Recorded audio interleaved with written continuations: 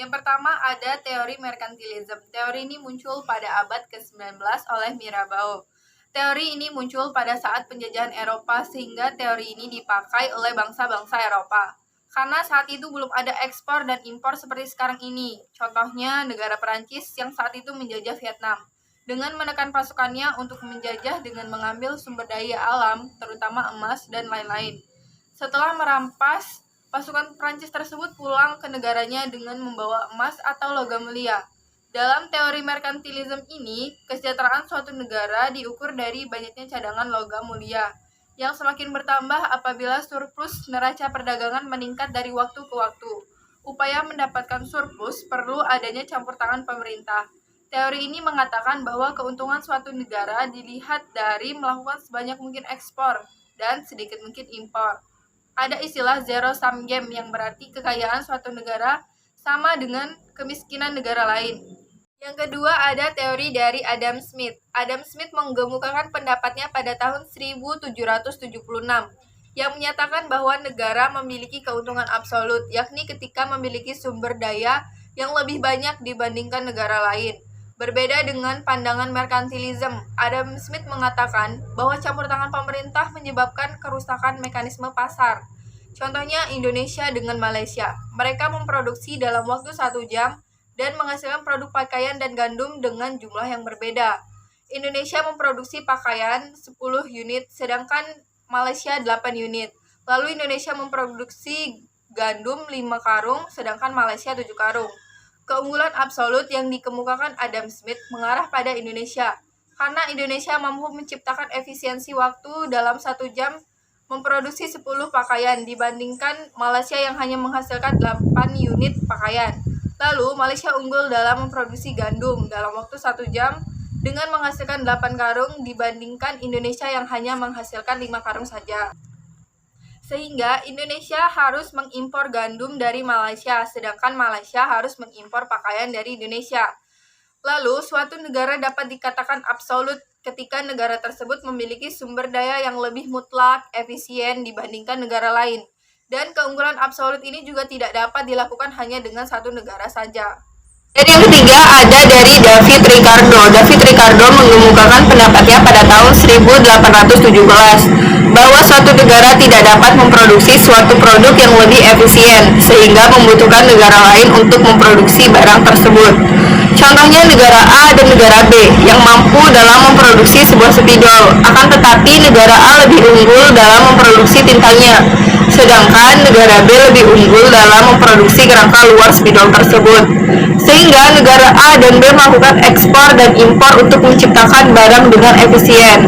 Contohnya David dan William mampu memproduksi pie dan kue dalam 1 menit, namun hasil produknya per unitnya itu berbeda. David memproduksi 1 pie dengan sebanyak 30, sedangkan William 60. Dan David memproduksi 1 kue sebanyak 45, sedangkan William 120. Dan jika dilihat dari tabel, keunggulan absolut yang dimiliki William mampu mengungguli produk dari pie maupun kue. Akan tetapi jika dilihat dari keuntungan komparatif, belum tentu William mampu mengunggulinya. Jika diperhitungkan dalam tabel comparative advantage, David memproduksi pie sebanyak 30 dibagi 60 sama dengan setengah, sama dengan 0,5. Yang kue 45 dibagi 120 sama dengan 0,375. William memproduksi pie sama dengan 60 dibagi 30 sama dengan 2. Yang kue 12 dibagi 45 sama dengan 2,6. Dari perhitungan komparatif, David lebih efisien dalam memproduksi pie, sedangkan William efisien dalam memproduksi kue. Keuntungan komparatif tersebut merupakan biaya peluang atau keuntungan yang didapat, sehingga David masih bisa melakukan perdagangan internasional.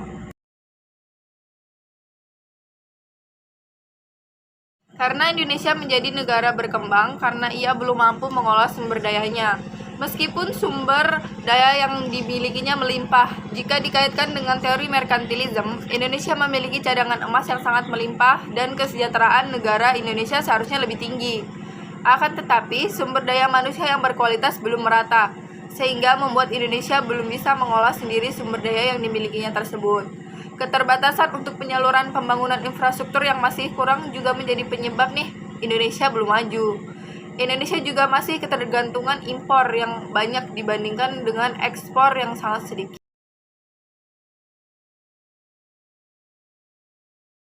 Jika akumulasi emas terlalu banyak, itu tidak bagus karena dapat menyebabkan surplus perdagangan. Maka jumlah uang beredar meningkat di masyarakat, dan secara tidak langsung akan terjadi inflasi yang membuat harga-harga meningkat sehingga biaya untuk memproduksi juga meningkat. Maka harga barang akhir juga meningkat karena tingginya biaya produksi tersebut, yang menyebabkan daya saing akan turun karena kalah saing nih dengan negara lain yang mampu menjual barang dengan harga barang itu lebih murah dan efisien.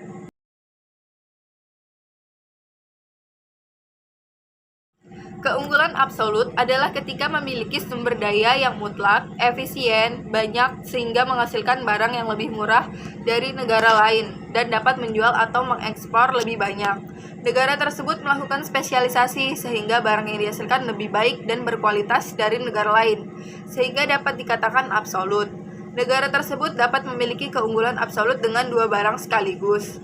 Sedangkan keunggulan komparatif adalah jika suatu negara tidak memiliki keunggulan absolut sama sekali. Nah, bisa diperhitungkan dengan perhitungan keunggulan komparatif, yakni negara tersebut memiliki biaya peluang atau biaya kesempatan untuk memproduksi barang untuk melakukan perdagangan internasional. Jika negara tersebut bisa berspesialisasi pada produk yang memiliki biaya lebih murah dari negara lain, negara tersebut bisa melakukan perdagangan. Negara yang memiliki keunggulan komparatif hanya bisa melakukan perdagangan hanya satu produk saja.